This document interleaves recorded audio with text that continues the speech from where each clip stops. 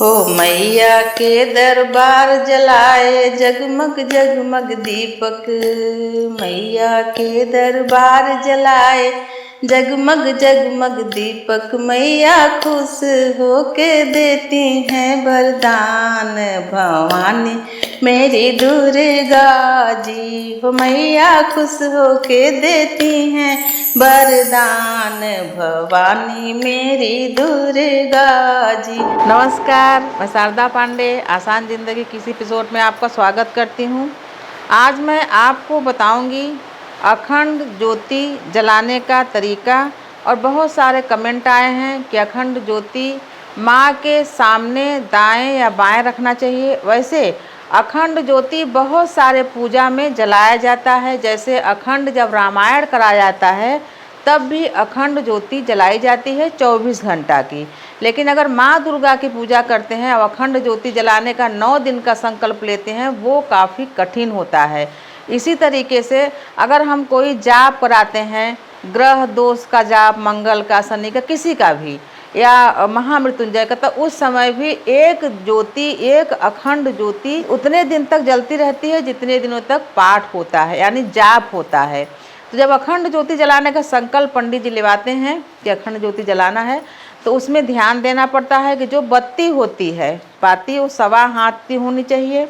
और किस ग्रह से संबंधित आप अखंड ज्योति जला रहे हैं तो उसी के अनुसार वो बत्ती भी बनाई जाती है। सो दुर्गा मैया के लिए काटन का लाल कपड़ा या फिर जो कलावा होता है उसकी भी बत्ती बनाई जाती है। श्री बजरंगबली जी के लिए भी लाल काटन का कपड़ा का बत्ती बनाया जाता है।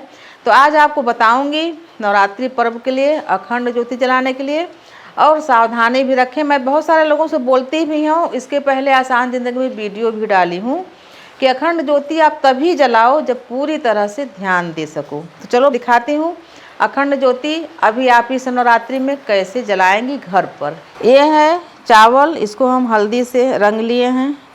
और ये है दीपक, बड़ा दीपक। जब पहले हम दिखा चुके हैं वो तांबे का दीपक था। और ये है मिट्टी का कसोरा दीपक, बड़ा सा। और ये है कलावा। तो आपको ध्यान देने की आवश्यकता है, ये कलावा है। और आप जब बाज़ार से, मार्केट से कलावा लाएं तो पैक रहता है ये, तो आप बोले कि हमको काटन का चाहिए। अगर काटन का नहीं रहेगा तो वो नहीं जलेगा, यानी थोड़ा सा आप लगाओगे थोड़ा सा जलेगा, फिर वो पिघल के नहीं। काटन का कैसे, देखिए ये क्या है, कच्चा सूत। कैसे जान कच्चा सूत है, ये देखो ये टूट गया, ये टूट गया, ये है कच्चा सूत। अगर वो टेरिकॉट मिक्स रहेगा तो इतनी आराम से, इतने साधारण तरीके से नहीं टूटेगा। तो इसी कच्चे सूत का 1.25 हाथ की बत्ती बनेगी। ये बहुत पतला है तो इसको कई बार इसको हम दोहर के तिहर के इसको बनाएंगे 1.25 हाथ की बत्ती। इसके पहले भी हम बता चुके हैं।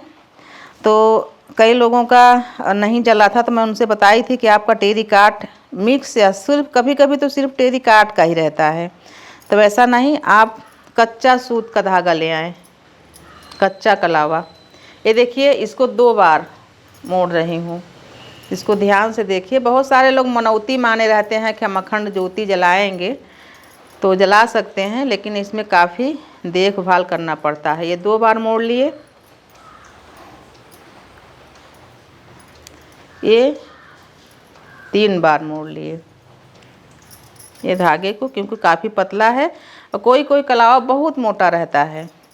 ये मोड़ लिए 4 बार, ये देख लिए।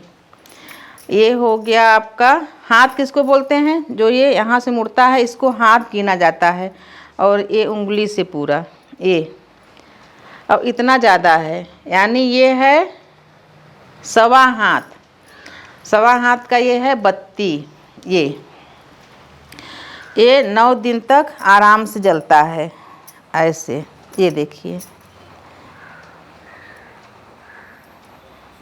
ये ऐसे, ये हो गया। और ये है चावल, इसका हम बनाएंगे अष्टदल कमल, जैसे हम कलश स्थापना बनाते हैं। आपको कलश वगैरह भी नहीं दिखा रहे क्योंकि मैं सिर्फ आपको अखंड ज्योति का वीडियो दे रही हूँ। ये है तिल का तेल।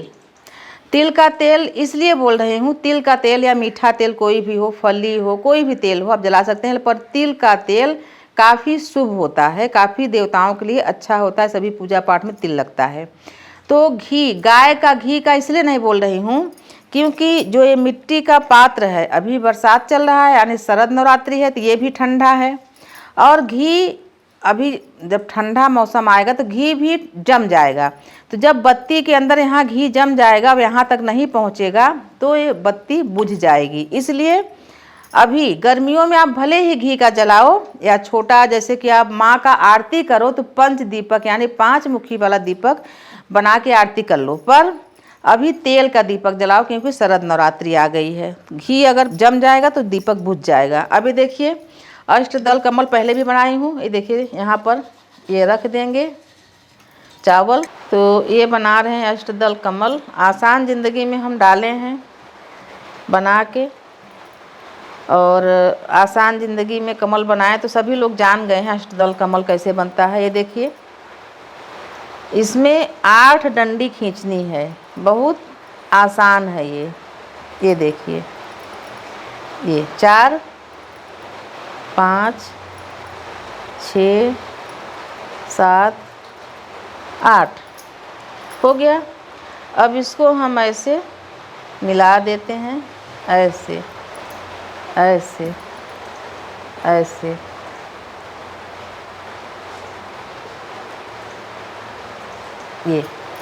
ये बन गया अष्टदल कमल। अब इस दीपक को हम यहाँ स्थापित कर देंगे। और ध्वज भी, जैसे देखिए आप ध्वज भी लगाए हैं, ध्वज जरूर लगाइए माता दुर्गा के लिए लाल रंग का। और माँ के बाएं तरफ ये ज्योति जलाएंगे क्योंकि तेल का दीपक है, अगर घी का होता तो हम यहाँ पर जलाते। और यहाँ पर हम ढेर सारी पुस्तकें रखे हैं। बहुत सारे लोग पूछते हैं कि आप पुस्तकों को कहाँ से लाती हैं, मैं उनसे बताती हूँ ये हिंदी की पुस्तक भी है और ये भी पुस्तक है। ये पुस्तक हिंदी की है, कई बार मैं दिखाई भी हूँ आप लोगों को। ये देखिए इसी पुस्तक को मैं पढ़ती हूँ, माँ दुर्गा का, ये गोरखपुर से छपती है ये पुस्तक। इसमें माता का 108 नाम और सभी कुछ इसमें दिया हुआ है मातेश्वरी का। ये आप देखिए ध्यान से, ये तो यही पुस्तक को पढ़ते हैं। बाकी हमारे पास बहुत सारी पुस्तकें हैं माता से संबंधित। ये देखिए तो ये सब पुस्तकें यहाँ रख के इनका पूजन किया जाता है नवरात्रि पर्व में, यहाँ रख देते हैं। अब ऐसे खुले में नहीं रखना चाहिए, माता को ऐसे उड़ा के रखा जाता है कि धूल मिट्टी मक्खी कुछ भी पड़े ना, ऐसे उड़ा दिए हैं। सुंदर सुंदर फूलों से इसको सजा भी देंगे। और ये जो फूल सजाते हैं, ये जब अगले दिन माता का फूल उतारेंगे, वो देखो चढ़ाए हैं, तो इसको भी निकाल के नया फूल चढ़ा देंगे। इनको भी सजाया जाता है। ये देखिए ये है तिल का तेल, ये डालेंगे।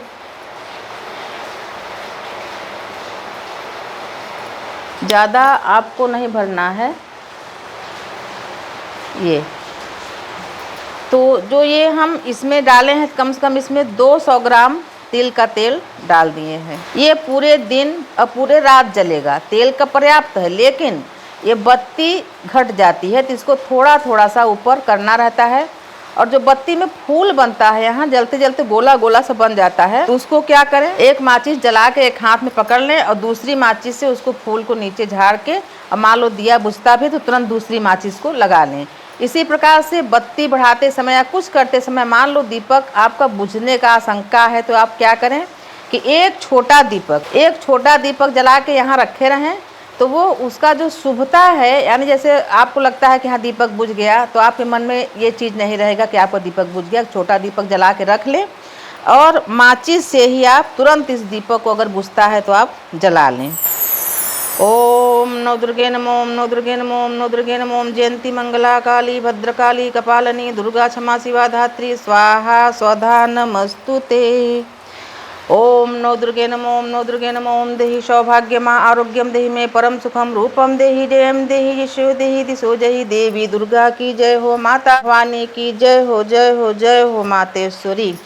तो जब हम पूजा करते हैं तो सबसे पहले दीप प्रज्वलित करना चाहिए, तभी मान्यता हो। जैसे मान लीजिए हम आपको अभी कलश स्थापना का मुहूर्त दिए हैं, तो मुहूर्त का मतलब है कि उसी मुहूर्त में आप कलश स्थापित कर लें और दीप जला लें। बाकी पूजा आपको करनी है तो देर सवेर में करते रहे, कि दीप जल गया, कलश रखा गया, तो आपका पूजा उसी मुहूर्त में संपन्न हो गया मानना चाहिए। उसके बाद आप सप्तशती का पाठ पढ़ें, दुर्गा जी का 108 नाम लें, आरती की तैयारी करें, भोग लगाएं, सभी कुछ करें। भोग जब भी माता को लगाएं, पूजा के बाद तुरंत भोग को हटा लेना चाहिए, नहीं और बाकी शक्तियाँ उस भोग को ग्रहण कर लेती हैं। तुरंत भोग को हटाएं और बांट दें। फिर आपको दीपक के बारे में बता रही हूँ कि 9 दिन दीपक जलने के बाद, पहले तो अगर आपके आसपास में अगर शक्तिपीठ हो तो वहाँ भी दीप, लोग मनौती के दीप वहाँ भी जलवा लेते हैं और रोज़ शाम को दर्शन करने चले जाते हैं। ये ज़्यादा अच्छा है अगर आपके यहाँ कोई देखभाल करने के लिए नहीं है तब। पंखा वगैरह न चलाएं जिस घर में माता रानी बैठें। और 9 दिन जब दीप जल जाए, माता से आप आशीर्वाद मांगो, बिल्कुल आपका दीप 9 दिन तक जलेगा, कोई विघ्न बाधा नहीं पड़ेगा। तो लोग पूछते हैं कि दशमी के दिन दीप को क्या किया जाए। तो दशमी के दिन दीप को, जैसे मान लीजिए क्या करते हैं, दशमी के दिन माता का आसन हिला देते हैं, यानी इस चौकी को हिला देंगे और माता से बोलेंगे, हे महादेवी, अब आप गज की सवारी से आई थी और गज की सवारी से ही कैलाश को प्रस्थान करें। तो माता चली जाती हैं भक्तों को वरदान देकर। माता अलग अलग सवारियों से आती हैं, इस बार माता गज से ही आएंगी, गज यानी हाथी, और हाथी से ही माता कैलाश को वापस जाएंगी। तो ये दीप जो है, जैसे मान लो हम आसन हिला दिए, माता चली गई, उसके बाद कलश का जो जल वगैरह है वो सब आप पेड़ पौधे में डाल दें, आपके पास नदी तालाब है तो वहाँ डाल दें। दीपक वहीं रहने दें और जलने दें जब तक जलता है। जब दीपक जल जाए शाम उम तक या जब तक, उसके बाद इस दीप को आप धो के रख लें, या तो इस दीप को जाके कहीं नदी तालाब में विसर्जन कर दें। दीप को कभी भी बुझाना नहीं चाहिए, इसीलिए मैं करवा चौथ वालों को बताती हूँ, जो चलने का दीपक होता है उसको फेंक देती हैं। कभी भी हिंदू धर्म में दीपक को बुझाने का जो कार्य होता है उसको अशुभ माना जाता है। पितरों का दीप बुझाया जाता है, देवताओं का दीप बुझाया नहीं जाता है। तो मैं आपको बता रही हूँ, अखंड ज्योति वही जलवाते हैं जो मनौतियाँ मानते हैं कि हमारा ये चीज़ पूरा हो जाए तो हम अखंड ज्योति जलवाएंगे या माता का जागरण करवाएंगे। कन्या भोजन तो सभी कराते हैं। अखंड ज्योति के लिए इसलिए बोल रही हूँ कि अखंड ज्योति जलाना सरल है, पर 9 दिन तक देखभाल करना उचित रहता है। कर सके तभी जलाएं। जब भी आपको माता के चौकी में आना है या दीप को, ज्योति को बढ़ाना है, तेल डालना है, तो ये ध्यान रखें कि आपका हाथ पांव शुद्ध होना चाहिए, मुंह साफ होना चाहिए। यानी कोई 9 दिन का व्रत नहीं भी करते तो अखंड ज्योति जलाते हैं, मान्यता रहती है कि हम अखंड ज्योति जलाएंगे। तो हाथ पांव धो के, कपड़ा वस्त्र साफ पहन के तभी माता के चौकी को छुएं। ना है कि आप बिस्तर में लेटे हो और आ गए, देखे कि बत्ती नीचे जा रहा है तो आके बढ़ा दिए, ऐसा नहीं। बिल्कुल माता के पूजा पाठ में बिल्कुल साफ सफाई और बिल्कुल ही श्रद्धा से और सारा चीज़ माता दुर्गा के ऊपर छोड़ दें।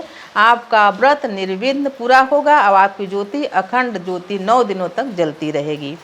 तो आपके कहने से बताई हूँ कि जब भी तेल की ज्योति जलाएं, ऐसे ही बाएं तरफ घी का, दाहिने तरफ कलश सामने रखें। जैसे ये अभी नारियल रखा, कलश ऐसे सामने रखें। या तो आप अगर ज्वार लगाए हैं, जैसे जहाँ पर ये मैं बैठी हूँ, देखिए यहाँ पर मैं बैठी हूँ, तो जो ज्वार लगता है वो भी आप ऐसे सामने ज्वार लगा लें और उसमें बीच में कलश रख लें।